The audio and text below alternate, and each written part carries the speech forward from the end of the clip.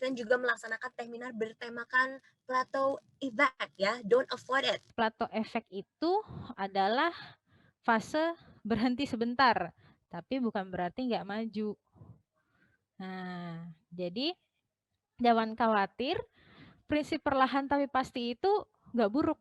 Mungkin menurutku itu salah satu cara kita untuk berkembang dari efek plateau tersebut. Nah, efek plateau ini kan emang membuat kesan itu nggak maju, tidak maju. Maka dari itu kita boleh kok istirahat sejenak. Kita istirahat sejenak karena dan kita lakukan hal yang harus diselesaikan satu persatu.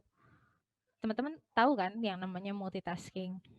Coba deh kalau misalnya teman-teman lihat di multitasking itu mungkin memang ada orang yang melakukan beberapa hal langsung dan dia bisa komplit semuanya, selesai. Tapi apakah dari selesai itu kualitasnya bisa bagus semua gitu. Kalau aku sih bisa bilang mungkin ada yang bagus tapi ada yang biasa aja gitu kan. Nah, jadi menurutku kerja si multitasking ini kurang efektif ya. Jadi kayak misalkan dan karena multitasking itu jadinya itu memicu adanya efek plato ini. Jadi kayak kita udah ngerjain A, B, C, D, E gitu.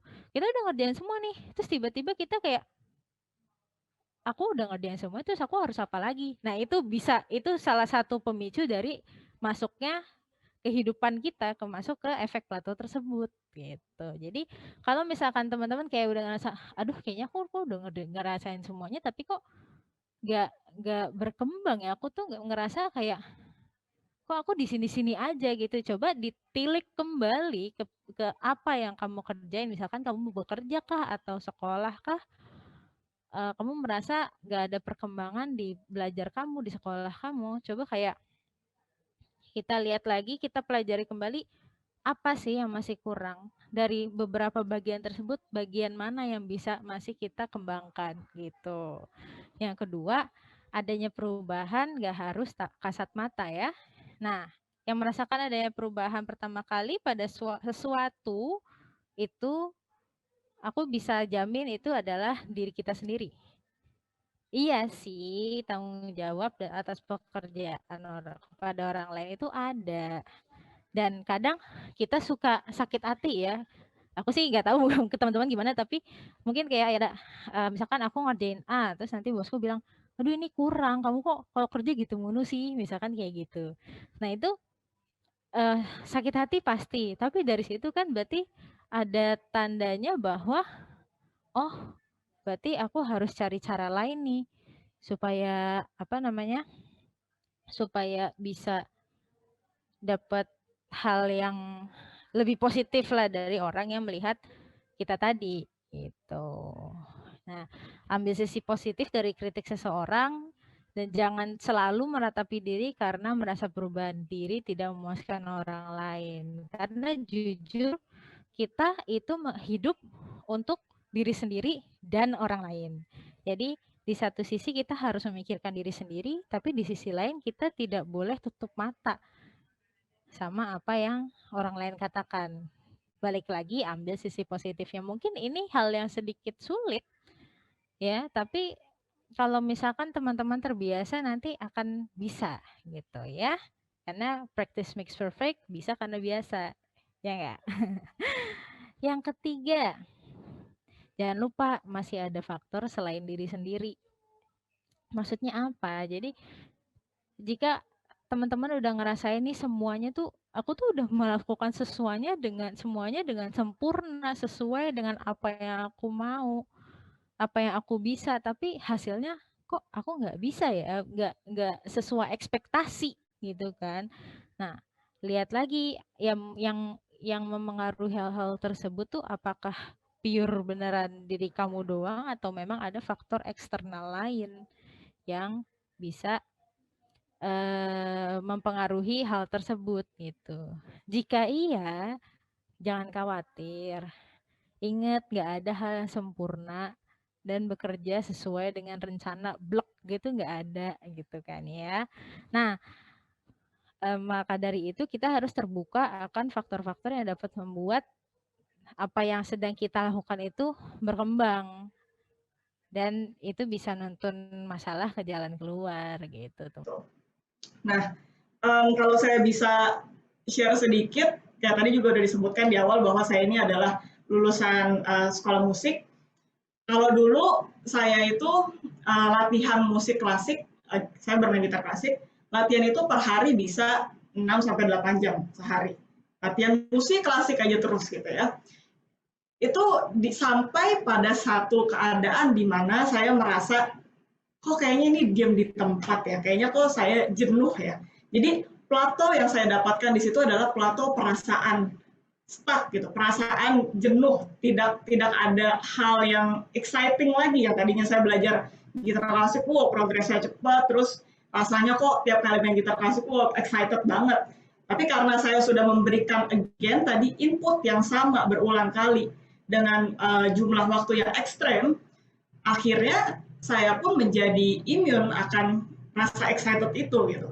Nah jadi kalau di buku Plato Effect, gimana caranya bisa keluar dari situasi plato yang disebabkan oleh imunitas ini adalah memberikan diversifikasi atau keberagaman. Jadi yang saya lakukan adalah waktu itu kalau misalkan lagi latihan musik, latihan gitar ya saya selingi tidak hanya main musik klasik tapi juga bisa diselingi musik pop atau jazz seperti itu. Jadi sehingga saya keluar dari titik jenuh tersebut gitu. Dan bisa lagi mendapatkan rasa excited saat bermain musik gitu. Jadi itu yang bisa teman-teman coba kalau misalkan plato efeknya berasal dari immunity ini gitu. Nah, untuk yang kedua, tadi juga udah sedikit disinggung, faktor utamanya adalah distraction. Ini saya tulis di situ common in our generation karena memang kita ini sekarang hidup di generasi yang apa ya, kayak berada di tengah-tengah arus distraksi sosial media, distraksi pressure, distraksi pikiran, itu banyak banget gitu. Dan racun kedua yang sering banget terjadi adalah si multitasking.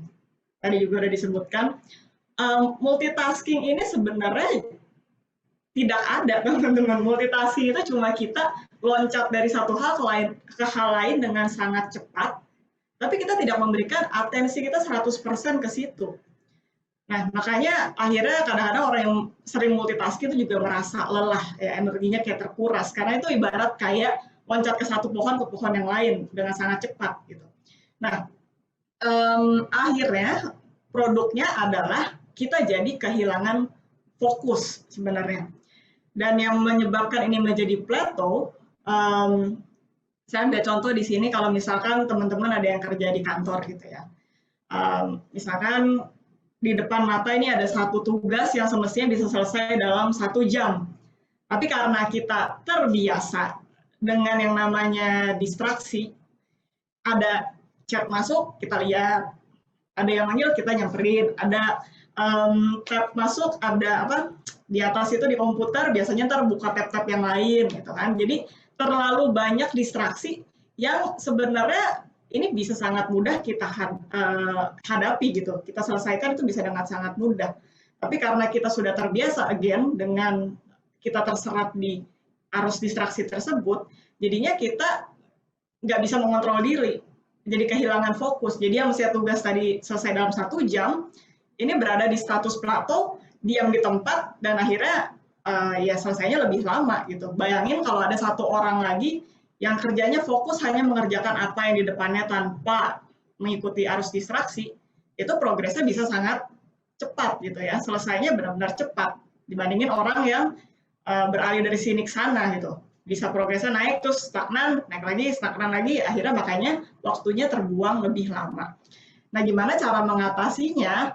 Ini yang selalu kita diasah diri share ke teman-teman adalah membangun self awareness. Sebenarnya itu adalah kuncinya, karena dengan kita punya self awareness, mindfulness, kita akhirnya punya kendali dengan diri kita sendiri. Jadi percuma kalau cuma bilang kayak udah jangan multitasking, itu percuma, nggak bakal dilakukan itu. Tapi kalau kita punya kesadaran bahwa multitasking ini tidak baik untuk diri kita bisa mengendalikan. Let's say contoh praktikalnya, kalau lagi kerja handphone dijauhin dulu aja, dimatiin, di silent. Nah, itu kan kita sendiri yang bisa mengontrol. Ya, jadi perlu kesadaran dari diri kita sendiri. Jadi itu soal distraction. Yang terakhir, poin ketiga yang ingin saya bawa di sini adalah perfectionism. Nah, ini dulu saya korban dari perfectionism juga. Kenapa saya bilang korban? Karena perfectionism itu adalah sebuah ilusi. Bahkan di bukunya itu ditulis, it's actually the opposite of good. Ya, nggak ada baiknya sama sekali. Yang menyebabkan ini menjadi Plato adalah perfectionism ini akhirnya memunculkan another enemy, yaitu procrastination. Nah, ini yang membuat kita stuck, diam di tempat. Ya, kenapa kita bisa procrastinate? Karena kita berlindung di bawah nama perfectionism.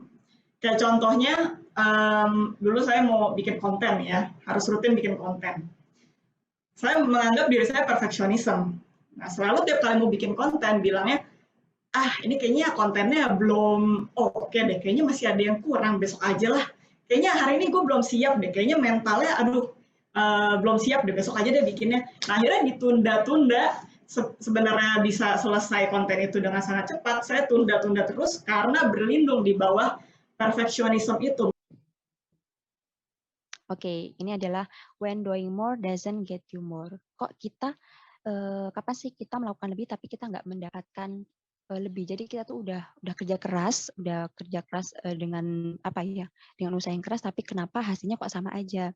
Nah ini aku ibaratkan ya dengan saat kita menggunakan treadmill. Jadi orang yang pertama banget ingin punya treadmill itu pada bulan pertama dia tuh kayak excited untuk mencoba treadmill ini. Dia excited untuk mencoba, akhirnya dia memiliki kebahagiaan kan karena dia udah punya treadmill, dia ingin melatih otot perutnya, ingin membentuk otot tangan dan sebagainya. Dia merasakan kesenangan gitu. Kemudian pada bulan selanjutnya dia tuh ingin menambah lagi gitu. Oh, gimana ya caranya supaya otot perut aku itu bulan depan bisa bisa bagus. Bagaimana aku bisa membentuk otot itu dengan cepat. Nah, dia memberikan effort atau usaha yang 3 kali atau 2 kali lebih dari pada bulan pertama. Tapi pada akhirnya dia mendapatkan hasil yang tidak sama. Maksudnya hasil yang sama saja gitu. Padahal dia udah dia udah bekerja sangat keras. Nah, itu penting banget teman-teman untuk kita menyadari bahwa sebenarnya saat melakukan hal itu yang kita perlu tahu adalah kemampuan diri kita gitu. Apa kita memang benar-benar ingin mendapatkan sesuatu itu, jika kita ingin ya kita harus mengatur gitu, manage ya, yang bukan berlebihan, tapi bagaimana kita rutin menggunakan treadmill ya, misalnya kita rutin menggunakan treadmill, kemudian kita atur, kita list, misalnya minggu ini apa yang ingin kita hasilkan, apa yang kita lakukan. Nah, dengan begitu kita akan mengetahui perkembangan dalam diri kita tanpa membuat kita merasa stuck tadi. Oke, ini yang selanjutnya. Oke, ini adalah the way to manage plateau effect. Jadi gimana sih cara kita untuk memanage atau mengatur efek plateau ini dalam diri kita. Sebenarnya kan ini adalah hal yang wajar ya, yang pasti akan dirasakan oleh seseorang. Jadi ya salah satu cara yang bisa kita lakukan adalah bagaimana memanagenya begitu kan. Yang pertama itu throw in some different training move. Jadi kayak kita melakukan training. Training ini bisa dilakukan oleh profesional atau kepada diri kita sendiri. Jadi kita melakukan pelatihan kepada diri sendiri. Misalkan bisa dengan mindfulness, kita menyadarkan kepada diri kita sendiri bahwa tidak ada loh yang sebenarnya dikejar di dunia ini. Semuanya berjalan secara perlahan-lahan gitu. Jadi ya lakukan saja sesuai kemampuan kalian. Jangan terlalu memaksakan. Tapi bukan berarti kita nggak mempunyai ambisi untuk menuju sukses ya. Nah, itu lagi adalah kembali kepada diri kita, bagaimana kita bisa mengaturnya dengan baik. Nah, kemudian yang kedua ada don't be afraid to vary rep, range, and wake. Jadi teman-teman itu nggak perlu takut gitu. Misalkan kalian punya schedule atau punya kebiasaan dengan menyusun pekerjaan itu yang sangat padat begitu ya. Maksudnya dengan terbiasa dengan pekerjaan yang misalkan tadi bekerja dari 1 kali 24 jam. Nah, kalian jangan takut untuk mengubah jadwal tadi, schedule tadi dengan Misalkan kalian udah belajar, kalian mengubah jadwal tadi sesuai dengan kemampuan kalian, memberikan to the list, membuat to the list, dan lain sebagainya itu jangan takut gitu. Karena dengan begitu kalian bisa melatih diri kalian agar terminimalisir dari efek plateau ini.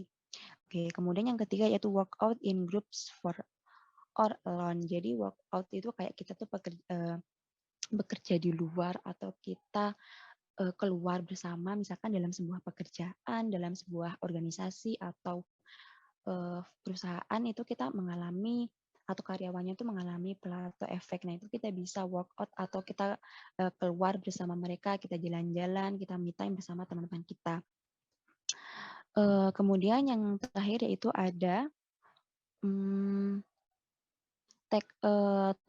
look at last year's workout and progress. Jadi ini kayak misalkan teman-teman buat to the list itu sama kayak misalkan 1 tahun, apa yang ingin kalian capai, kemudian apa yang bisa kalian lakukan dan sebagainya. Teman-teman bisa melakukan kayak gitu. Jadi misalkan nanti di akhir sesi kalian bisa lihat perkembangan apa yang bisa kalian dapatkan. Jadi nggak perlu yang terburu-buru banget, tapi kalian punya to do list yang udah pasti gitu. Jadi menurut aku ini cukup efektif ya. Misalkan kita pengen banget untuk bisa belajar bahasa Inggris atau misalkan kita ingin belajar menyanyi gitu. Nah, kita buat to do list apa yang kita inginkan pada bulan pertama, apa yang kita lakukan pada bulan pertama itu ada hal jangka panjang yang perlu kita capai, ada jangka pendek yang bisa kita lakukan gitu. Nah, dengan membuat to do list itu kita akan bisa tahu progres yang kita dapatkan di akhir tahun. Nah, itu juga bisa meningkatkan kemampuan kita atau meningkatkan skill kita tanpa berdampak atau tanpa memiliki tingkat plateau efek yang berlebihan. Jadi itu bisa minimalisir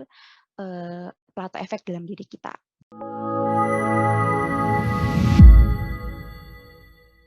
Thank you.